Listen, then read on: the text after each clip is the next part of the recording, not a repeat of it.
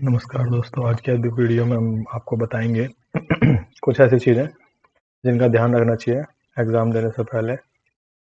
आप कितना ही पढ़ाई क्यों ना कर ले, लेकिन आपका एग्ज़ाम क्लियर नहीं हो पाएगा। बहुत सारे रीज़न हो सकते हैं उस चीज़ों का, तो एटलीस्ट फालतू के जो रीज़न्स हैं उनको अपनी पढ़ाई के बीच में ना आने दें।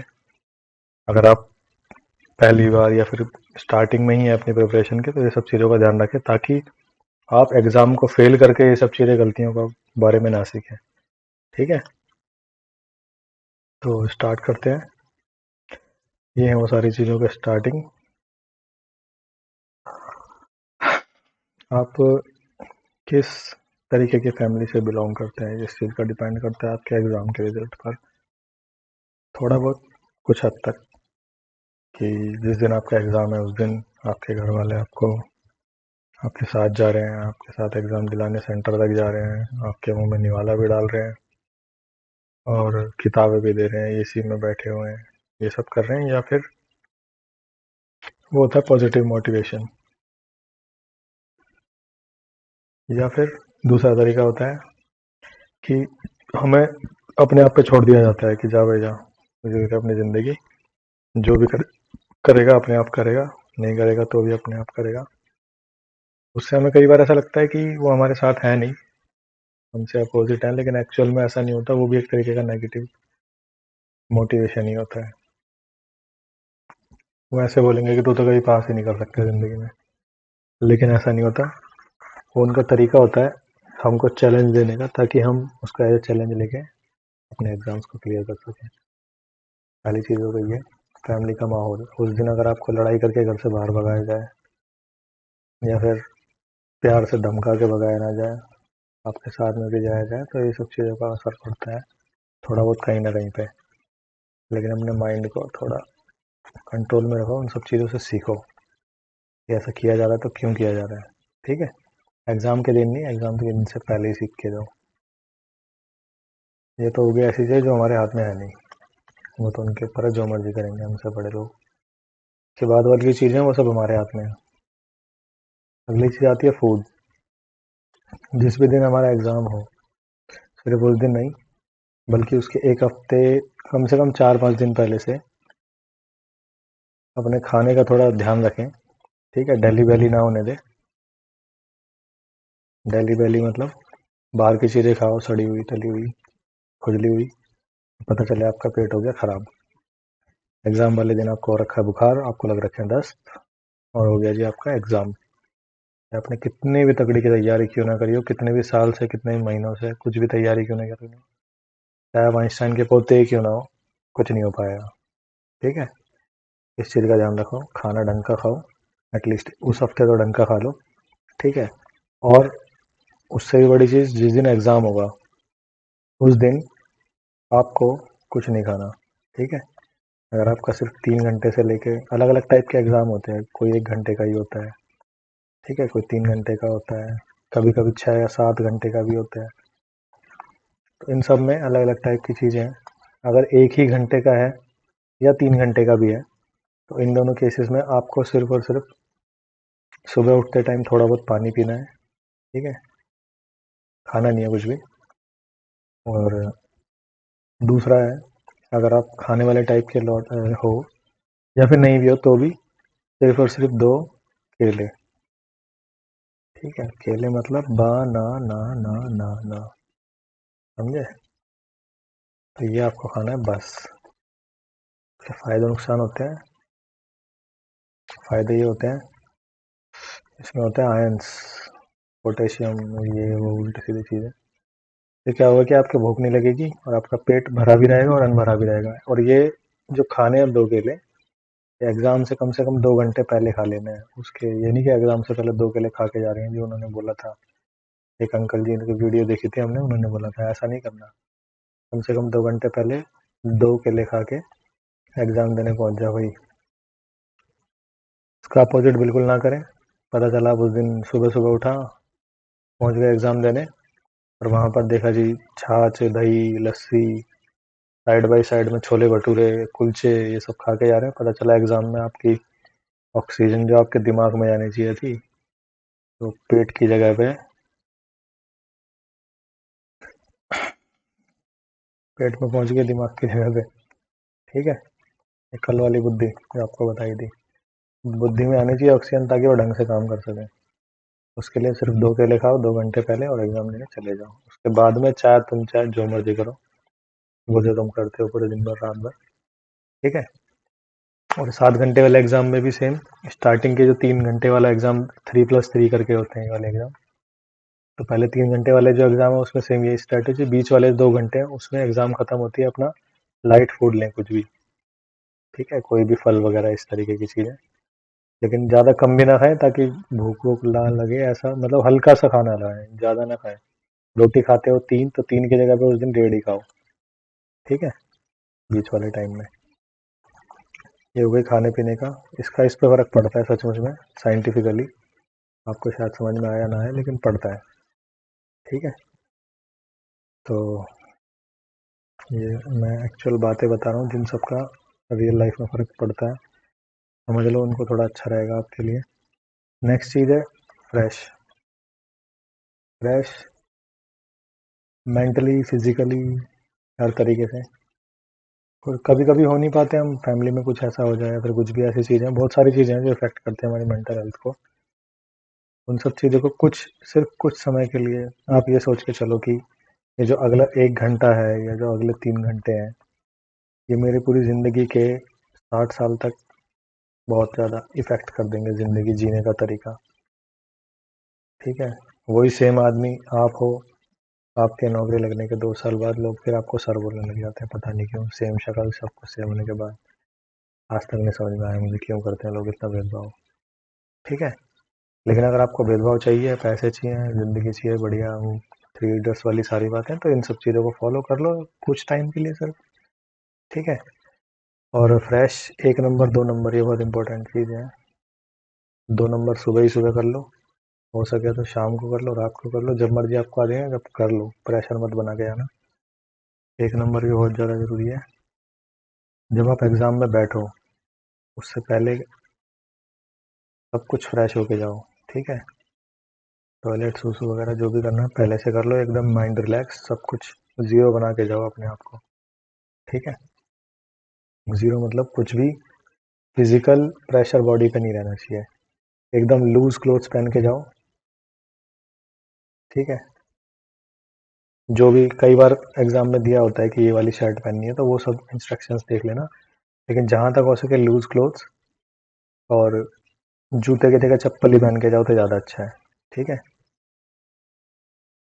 मज़ा आता है चप्पल पहन के एग्ज़ाम देने में, चप्पल उतारो आलती फालती मार के बैठ के एग्ज़ाम को हिला के रख दो, ठीक है। उसके बाद में क्या है, बिफोर टाइम, ये बहुत बहुत ज़रूरी चीज़ है। इसकी वजह से बहुत सारे पढ़े लिखे लोग एग्ज़ाम पास नहीं कर पाते और बहुत सारे अनपढ़ लोग भी पास नहीं कर पाते। अगर तुम एग्ज़ाम दे ही नहीं पाओगे तो पास कैसे करोगे। तो अगर आपको सुबह 8 AM पे बुलाया हुआ है, तो अपनी जो भी डेस्टिनेशन है ना, चाहे वो द्वारका हो, चाहे वो मध्य प्रदेश में कोई इंदौर हो, चाहे वो राजस्थान में हो जयपुर, ठीक है, तो वहाँ पर आप जहाँ के भी हो उस हिसाब से, अगर आपका विद इन द सिटी है, आपकी देखी हुई जगह है, तो कम से कम 2 घंटे पहले पहुँच जाओ, ठीक है। 2 घंटे पहले पहुँचो, मॉर्निंग का आनंद लो, अगर सुबह में है तो, दोपहर में है तो भी 2 घंटे पहले पहुँच जाओ, ठीक है। वहाँ जाकर जो भी आपका सेंटर है वहाँ पर जाके सबसे पहले अपना रोल नंबर मैच कर लो कि भाई यही सेंटर है कि नहीं है। उसके बाद में सारे काम करो, सिर्फ एक काम हो गया, कंफर्म सेंटर यही है, इतने बजे का टाइमिंग है, आपका रोल नंबर अपीयर हो रहा है वहाँ पे, बस फिर काम खत्म। अब उस जगह से दूर हट जाओ, उस जगह पे फिर दोबारा मत जाओ, उस जगह से करीब 5 से 10 मिनट की दूरी पे जाके कहीं पे बैठ जाओ जहाँ पर तुम्हें कोई और को देखने को ना मिले, ठीक है। नेक्स्ट चीज़ है प्री विजिट। प्री विजिट कब ज़रूरत होती है, जैसे कि आपके घर के आसपास ना होकर, 2-3 घंटे की 1-2 घंटे की दूरी पर ना होकर, अगर आपका सेंटर बहुत दूर है, ठीक है, 100 किलोमीटर, 200 किलोमीटर, 500 किलोमीटर, 1000 किलोमीटर, तो वहाँ पर पहले से ही पहुँच जाओ और एक बार जाके देख के आ जाओ अपना सेंटर एक दिन पहले, ठीक है।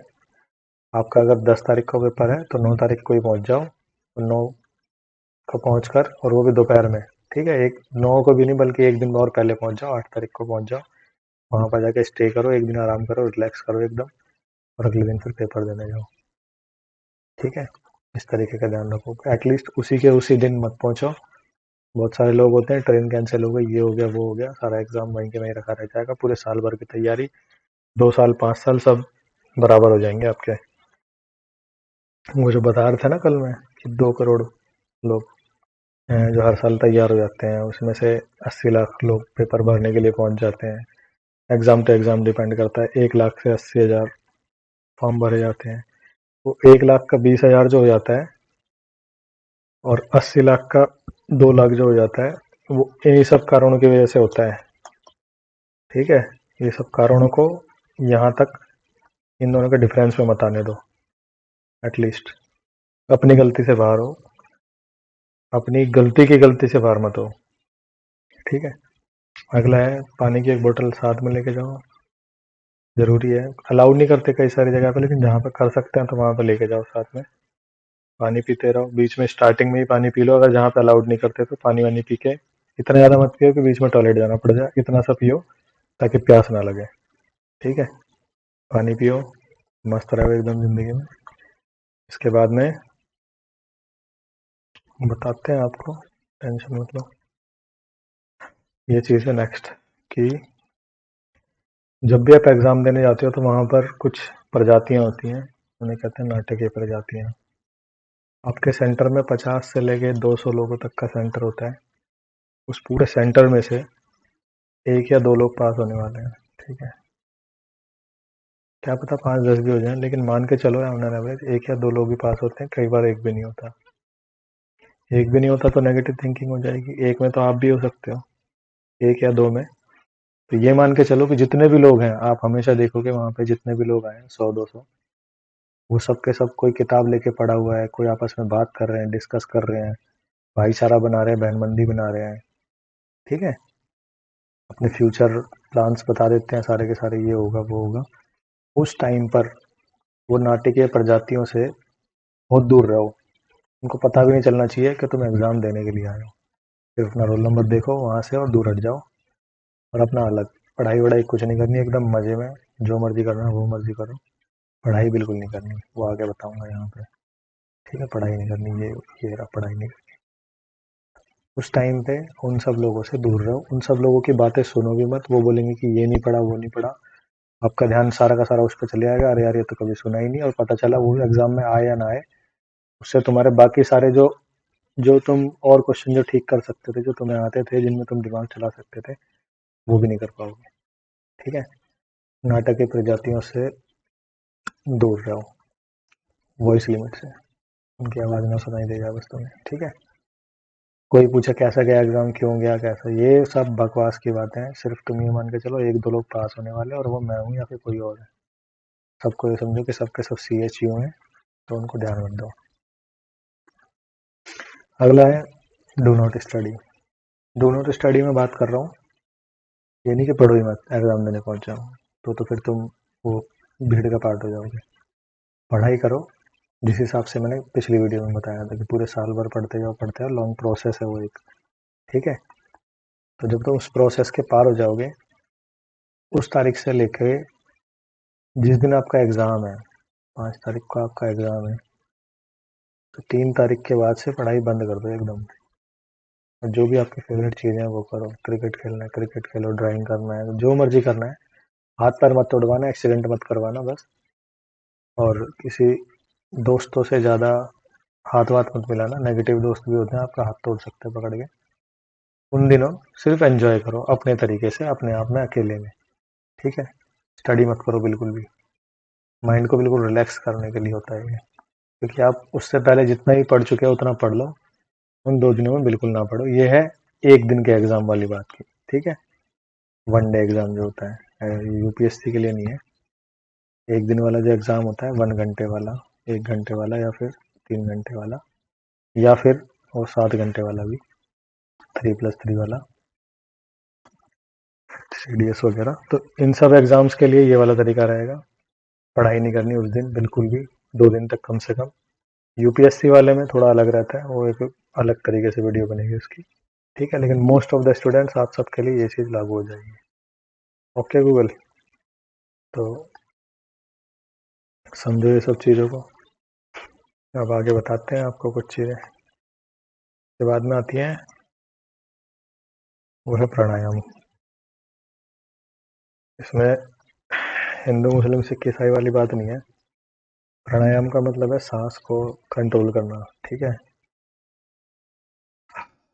तो जिस दिन आपका एग्ज़ाम होगा उस दिन एक जब आप बैठ जाओगे अपनी सीट पर 1 घंटा पहले, जब आपको एंट्री मिल जाती है अपनी सीट पर, रोल नंबर वगैरह सब कुछ भर देते हो, उसके बाद वाला जो टाइम होता है वो भी सेम वैसे ही टाइम होता है जिसमें नाटक की प्रजातियाँ हमारे आसपास हो सकती है। आपको यहाँ पे सीट मिल गई, कंप्यूटर मिल गया, आपके लेफ्ट वाला, आपके राइट वाला, आपके उसके पड़ोस में, इसके यहाँ पे यहाँ पे यहाँ पे सब लोग भाईबंदी निकाल रहे होते हैं, पूछ रहे होते हैं कितना पढ़ा है भाई साहब, तुम तो अलग हो, ये है वो है।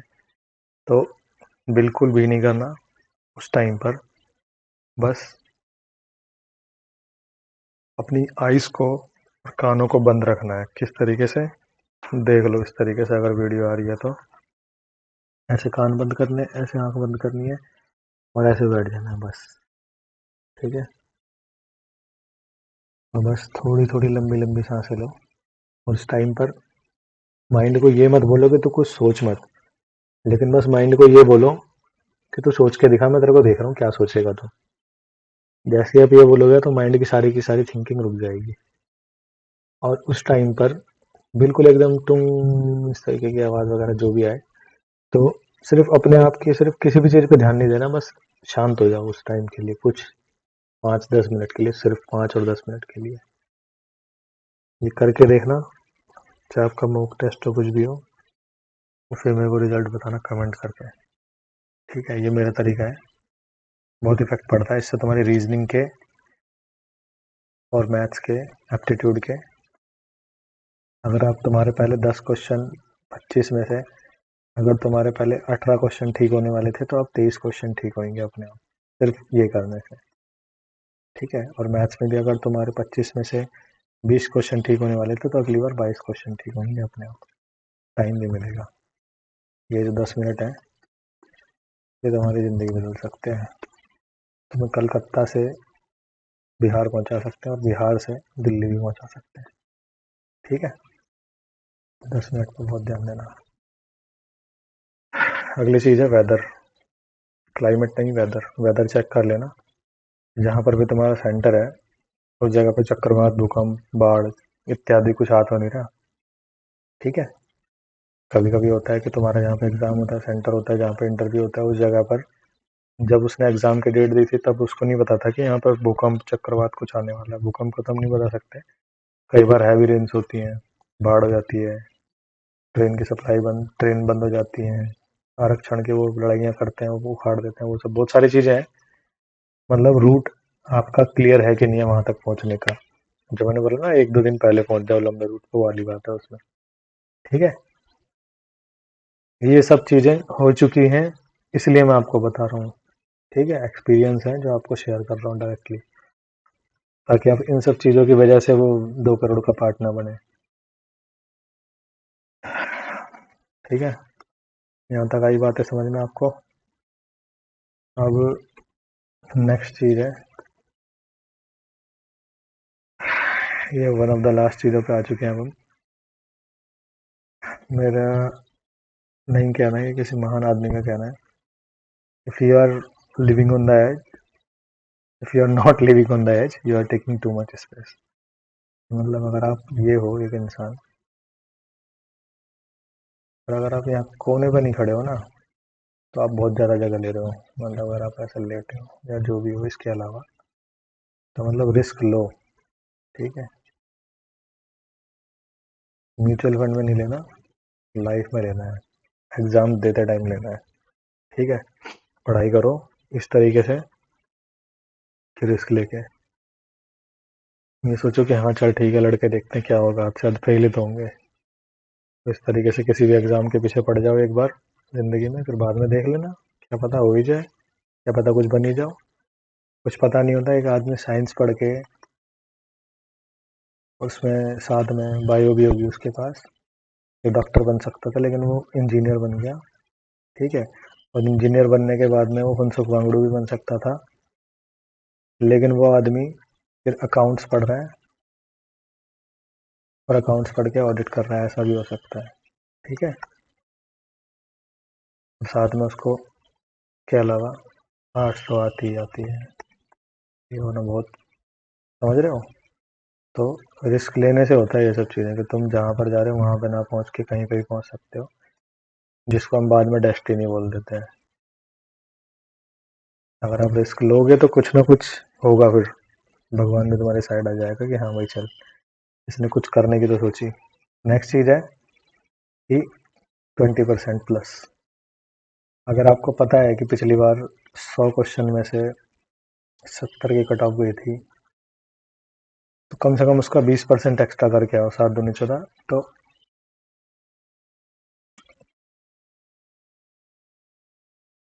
इतना ज़्यादा करके आओ। ठीक है, अगर तुम्हें पता है कि 100 क्वेश्चन थे, 100 में से पिछली बार 50 कट ऑफ गई थी, तो कम से कम 60 क्वेश्चन करके आओ। ठीक है, क्यों? क्योंकि पता नहीं होता, कभी हमें लगता है कि हाँ 50 कट ऑफ गई थी, चलिए इस बार 54 चली जाएगी, पता चला वो चलेगी 61, फिर भी फेल हो गए। लेकिन एटलीस्ट 20% का मार्जिन लेके चलो एग्ज़ाम को देखते हुए। एग्ज़ाम अगर आपको दिख रहा है कि टफ नहीं है, आसान है, तो 20 को 25 30 तक भी लेके जाओ। ठीक है, लेकिन मिनिमम 20%। अगर दिख रहा है ना कि मेरा कट ऑफ के बिल्कुल करीब ही है, तो फिर कोई फ़ायदा नहीं है एग्ज़ाम देने का। अगर आपके 100 में से 50 ही कर पा रहे हो आप, तो यह है कि आप फेल हो चुके हो, क्योंकि आपके कुछ ना कुछ नेगेटिव भी होंगे, तो 40-45 तक ही पहुंच पाएगा। तो 40-45 करने से अच्छा है कि आप 60-65 करो, क्या पता गलती से 50-55 आ जाए। समझ रहे हो, तो इस चीज़ पे ध्यान दो। नेक्स्ट है, ये सब चीज़ें मैं सोच रहा था बताऊं, लेकिन देखते हैं नेक्स्ट वीडियो में बताएंगे या फिर इसी में। चलो छोटी मोटी बातें बता देता हूँ। पिछली वीडियो में बताया था कि 4 पहिए होते हैं हमारे टायर कार के, तो चारों पहिए में जो हवा भरनी थी, इसमें भरनी थी यूपीएससी से और इसमें भरनी थी कैट से। ठीक है, ये 2 एग्ज़ाम है जिनसे हमें हवा भरनी है। तो कैट और यूपीएससी के लिए बहुत लंबी चौड़ी लाइन है, तो इसको थोड़ा वक्त के साथ करना पड़ेगा, धीरे धीरे बढ़ेगा। करंट अफेयर पढ़ना है, इसके लिए अपना हिंदू बोलते हैं सब, लेकिन अपन का मानना कुछ और है। अपन का मानना है कि इंडियन एक्सप्रेस पर में ऐड कम होगी, सस्ता ही पड़ेगा। ठीक है, अगला है सिलेबस। यूपीएससी का जो सिलेबस है वो देखो, तो देखते ही जाओ, देखते ही जाओ, 2 दिन तक देखते जाओ। ठीक है, डाउनलोड करो मेंस का सिलेबस, 2 दिन तक सिर्फ घूरना है उसको, और कुछ नहीं करना। पढ़ पढ़ के घूरना है, सिर्फ घूरना मतलब ये नहीं ऐसे घूर रहे हो। पढ़ते जाओ, पढ़ते जाओ, पढ़ते जाओ। वो सिलेबस पढ़ने से तुम्हारे कम से कम 2-3 क्वेश्चन बढ़ जाएंगे तुम्हारे और बाकी छोटे एग्जाम के। सिलेबस में से डायरेक्ट क्वेश्चन आ सकते हैं। ठीक है, वक्त के साथ होगा ये, एक दिन में नहीं होगा। अगला है एटलस। एक एटलस खरीद लो ऑक्सफोर्ड वगैरह की, उसको कैसे इस्तेमाल करना है मैं वक्त के साथ बताता जाऊँगा आपको।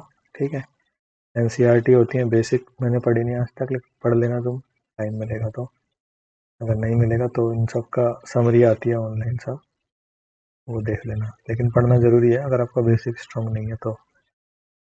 ठीक है, फिर ऑप्शनल सब्जेक्ट होता है, ये सिर्फ यूपीएससी पर लागू होता है, सब पर लागू नहीं होता। तो जिसको यूपीएससी है वो फिर इस पर बाद में बात कर लेंगे। आंसर राइटिंग भी यूपीएससी पे लागू होता है, लेकिन ये अगर आप करोगे तो आपका एज ए ह्यूमन बीइंग विकास होगा, आपके दिमाग का, आपके एज ए बाकी सब चीज़ों में, जब आप इंटरव्यू देने जाओगे फिर और सब जगहों पे। तो इसलिए ये कर लेना, आंसर राइटिंग वाली चीज़ जो है। इन सब चीज़ों के बारे में डिटेल में बताऊंगा, ये सिर्फ अभी शॉर्ट में बता रहा हूँ। यूट्यूब वाली चीज़ को थोड़ा अभी से करना शुरू कर दो। दृष्टि आईएएस का चैनल है यूट्यूब का, उस पर आके करंट अफेयर देख लिया करो इसके बाद। ठीक है, इसको देखो, वीकली करंट अफेयर आता है, डेली करंट अफेयर आता है, उसको देखते जाओ, मन करे तो नोट्स बनाओ। ठीक है, उसको सिर्फ समझने की कोशिश करो, एक दिन में नहीं होगा, वक्त के साथ होगा, कम से कम 2 साल बाद।